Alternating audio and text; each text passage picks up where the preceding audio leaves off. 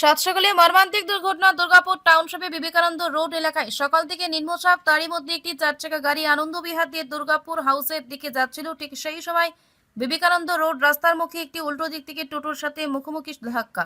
ঘটনাস্থলে আহত হয় টোটো চালক।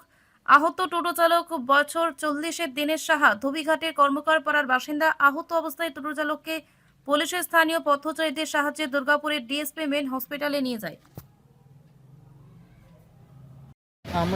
আমি ওইখান থেকে ওই মোড়টা থেকে আসছিলাম, নিয়ে একটা গাড়ি সাদা রঙের, এই গাড়িটা আসছিল, নিয়ে এই অপোজিট সাইড থেকে টোটোটা যাচ্ছিল।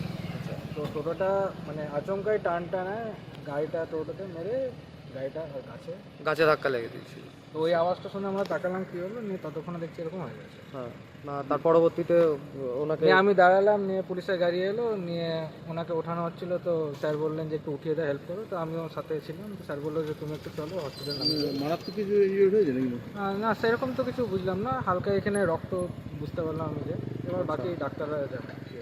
কোথাকার লোক মনে হলো? উনি বলছেন ধুবিঘাটের লোক। কি নাম কিছু বলেছেন? ওনার নাম হচ্ছে দীনেশ সাহা। দিনেশ সাহা, ধুবিঘাটের লোক বলছেন। কোথায় ওনাকে নিয়ে যাওয়া হলো? এখন আপাতত মেন হসপিটালে নিয়ে যাবে। মেন হসপিটালে। বাড়ির লোকে খবর দেওয়া হয়েছে? বাইরে খবর দেওয়া হয়েছে। আপনার নাম? আমার নাম হচ্ছে অর্ণব কর্মকার।